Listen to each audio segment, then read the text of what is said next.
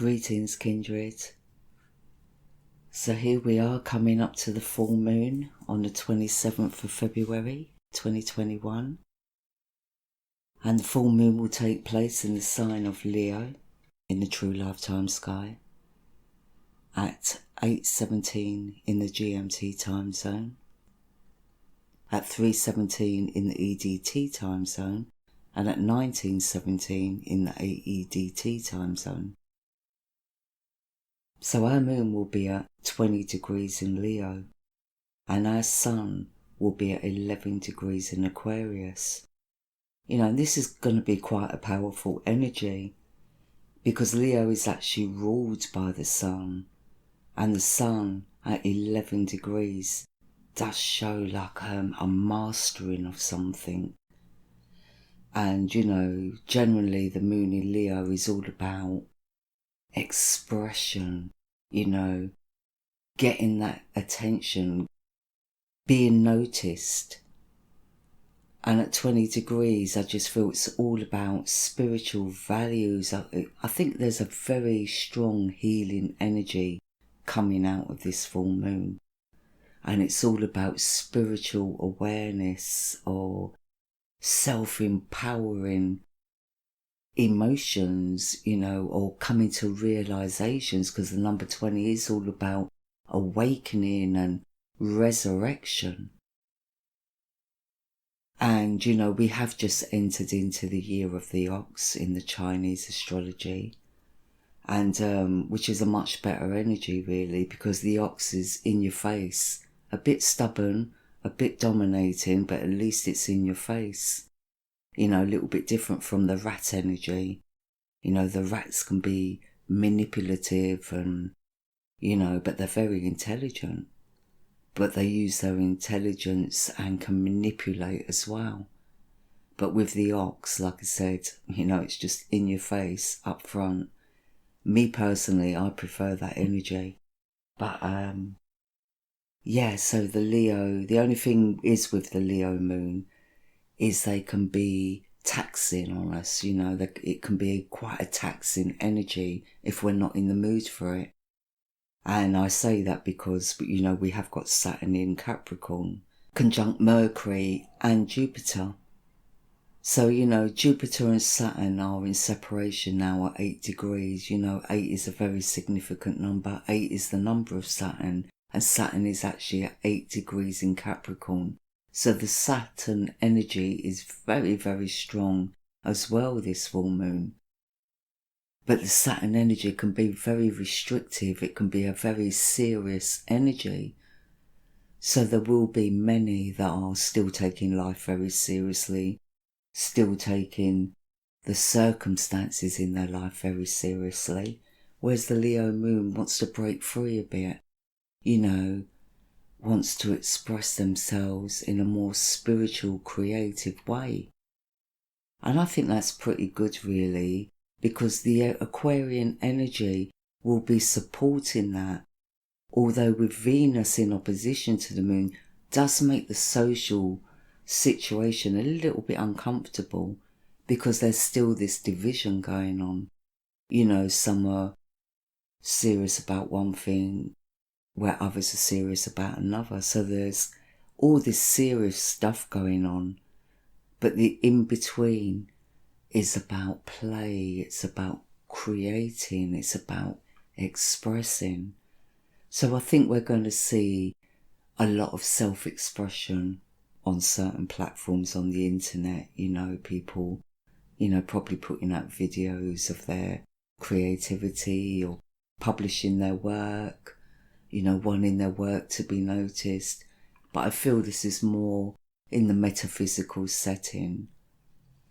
And I feel it's going to be a really good energy, this full moon, if we can lighten up a little bit, and the Leo moon will definitely lighten up things a little bit. And, Leo is also ruled by the sun, like I said, which makes the Aquarian sun very strong, which is all about unconditional love, humanitarianism, etc. I do see this urge where people are going to want to get out there and mix with their friends, you know. And we know the time isn't right for that because of the current mandates that are put into place. And, you know, so there may be a little bit of frustration there. So I would just say that coming into our self-power, expressing ourselves in a safe way, is probably the better way to go. So I do feel there's going to be, you know, a lot happening on the internet, and it should be quite fun actually. I'm seeing this as quite a bit of fun, although, yeah, I do see this quincunx between the moon and Saturn, and like I said, you know, there is going to be an opposition going on. Maybe people will, you know, break the rules. And I know people have been breaking the rules already, but yeah, I don't know why I'm getting this really strong. That, you know, more stuff, because, you know, we're coming up to the spring equinox, the weather's getting better, and, you know, when the sun hits, you know, everyone's got all this energy and wants to, like, get out and feel the sun on their face.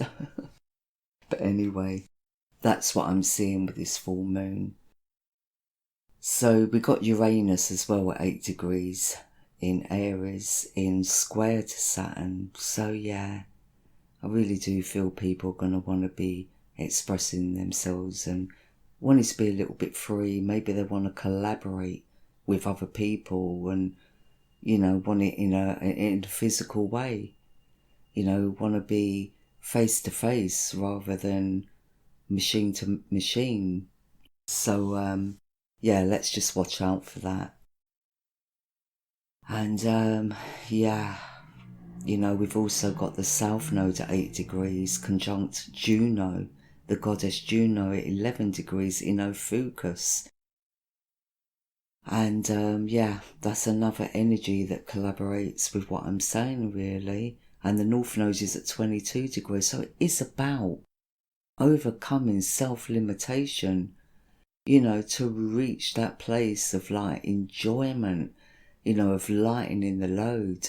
I feel, you know, we've been so burdened and pressured under the energies of the, you know, just the vibes. You know, even when I go to the shop and I'm seeing people in fear, walking away from people, you know, keeping I know it has to happen, but the energy has just been so dense. And it's kind of quite sad, really. But anyway, you know, I just feel that we need to snap out of it. Some of us need to lighten up a bit. And I really do feel this full moon is giving us an opportunity to do that. So, you know, really that is the energy for the full moon. So we'll just have to watch out and see what comes of that. And I think make the most of it. I mean, when it comes to health, I would say watch out for the throat, the stomach and the heart. You know, so the chakra centres for that would be the throat chakra, the solar plexus and the heart chakra. I think if we're going to meditate, let's meditate on those areas. So from the solar plexus upwards, really. I get that. And with the Leo moon, you know, we can also tend to get backaches with that. So watch out for backaches. I would actually recommend exercise, and maybe a liver cleanse would be good at this time. So that's when it comes to health. I think wear bright colours like oranges, yellows. And I feel smells as well. So maybe burning incense of some kinds can help clear the air a little bit as well. So I think the worst thing to do is allow energy to become stagnant, because Saturn, being in his own sign of Capricorn at 8 degrees, which is his number, it can be a very stifling energy. Also here in England, you know, it's all occurring in the 10th house, Saturn, Mercury and Jupiter all conjunct.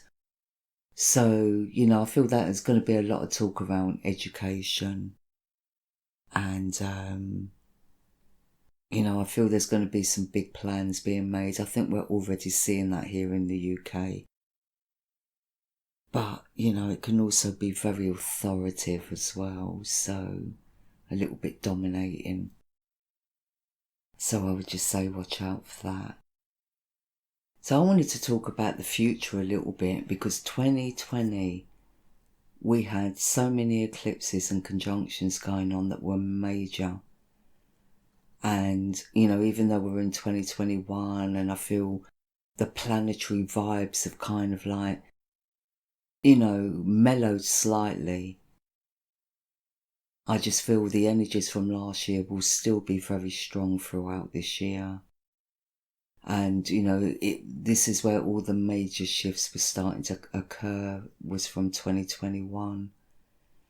But 2022, 2023 and 2024 are going to also be years of big shifts and changes. So we've got Neptune moving into his own sign of Pisces in 2022, actually February 2022. So that's a 22 energy.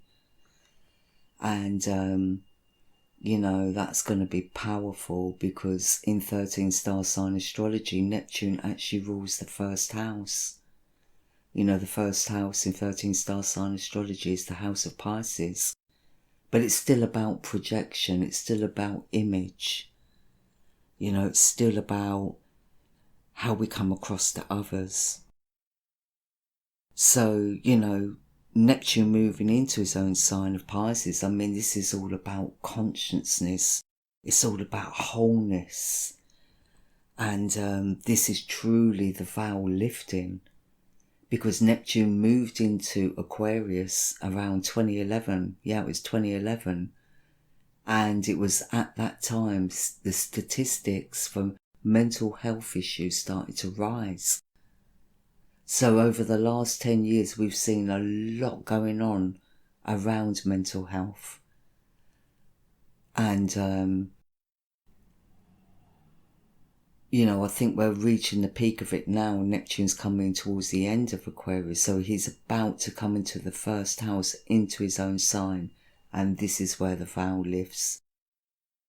Now, the moon is normally the veil to, our psychic. There's a very thin line between emotions and instinct.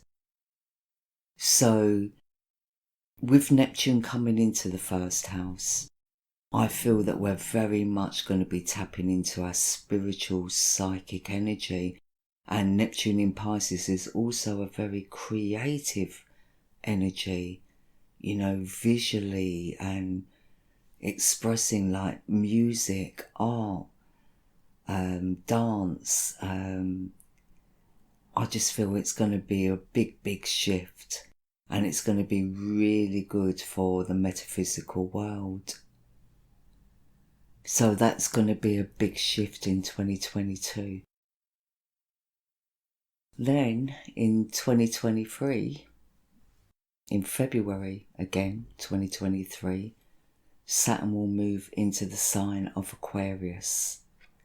Now this is going to be a little bit of a shift as well. Saturn just moved into the sign of Capricorn late last year, and we all felt that shift because, Saturn and Jupiter come into that conjunction.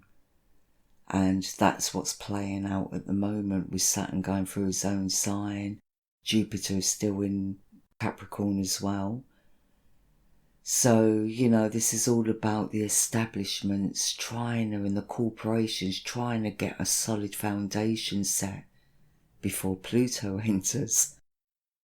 So Saturn will enter into Aquarius in February 2023 and will come into conjunction with the Sun. The Sun will be at 26 degrees Capricorn as Saturn moves into the sign of Aquarius. But I feel this energy can be very, very restrictive, so maybe a light will be shone on some form of new technology, or I don't know, I'll get cryptocurrency, maybe that will come into play or become a little bit more dominating, but I'll get into that in a little while, because I did see in some other charts that technology will be, the forefront. So, Saturn used to also be the ruler of Aquarius way back in the day before Uranus took over. But to be honest, in mythology, Saturn and Uranus are the parents of Ophiuchus. So Ophiuchus was originally ruled by Pluto and Jupiter, but it's actually our Mother Earth herself that is the ruler of Ophiuchus. So, yeah, I just wanted to add that bit in, because we all know the dragon energy is very strong since the solar and lunar eclipses happened in the sign of Ophiuchus last year. Well, actually, from when the South Node entered Ophiuchus last year, I feel the dragon energy, the serpent energy has become very strong. But like I said, it was all rumbling under our feet, under our foundations. But this year, we're actually seeing it play out in the physical. So, we'll see how it flows, because this energy is the earth herself. It's the earth's energy herself. It's going to be a very, very magical energy, but it can also be a very manipulating energy. So we just need to watch out for that. So yeah, Saturn will move into Aquarius in February 2023, but at the same time in 2023, actually the following month, Pluto will move into Capricorn. Now, Pluto has been transiting Sagittarius for quite a few years now. And, for all the time he's been transiting Sagittarius, he has been wiping out everything to do with truth, justice, religion, and spiritual values. So there's been a complete turnaround in these areas. Well, actually a complete destruction of them. But he's very kind of enlightening. He's very exposing. And we've seen, as he's been finishing his transit through Sagittarius, that he's been exposing so much. Especially, since him and Saturn come into conjunction last January. That's what kick-started off all this epidemic that's going on, and all the authoritarianism, the rebellions. I mean, this is Pluto stirring it all up. But he is the investigator. He is the one that will smell out a rat, Like last year was the year of the rat. Well, the rat couldn't hide from Pluto. And so he's been clearing out a lot going through Sagittarius. But like I said, Sagittarius is all about truth. It's all about justice. It's all about religion and spiritual values. Now, in 2023, he will be wiping out corporations, basically. He'll be turning them upside down. So I feel this is why Saturn and Jupiter have been doing a lot of work through Capricorn. They're really trying to get the foundation set, the morals set, the economy set. Like I said quite a few times now, Saturn and Jupiter is the planets we use when it comes to business astrology. So, they've been trying to restructure, reprogram, trying to get things to a point where when Pluto comes in, there won't be anything to expose, or there won't be anything to tear down. But we'll see, because Pluto, his energy's deep. He, like I said, he will find a needle in a haystack and expose it. So that's the energy. That's going to be another big shift in 2023. So Saturn moving into Aquarius in February 2023. And then Pluto moving into the sign of Capricorn in March 2023. And then in 2024, we have Uranus entering into the sign of Taurus. Now, I just want to go back to Pluto actually, because this is where I thought I saw a lot going on with crypto. Yeah. So we've got Saturn, who's going to be at 2 degrees Aquarius when Pluto moves into the sign of Aquarius, into the sign of Capricorn, sorry. But we're also going to have Mercury in Aquarius, the Sun in Aquarius. Now, in the UK, this is all in the 8th house, so this is all about taxes and business relationships, and I don't know why I picked up very, very strongly on cryptocurrency. So as Pluto enters into Capricorn, I see a lot going on with cryptocurrency about that time. And yeah, I don't know what it's going to be exactly, but that's what I picked up psychically. So just watch out for that.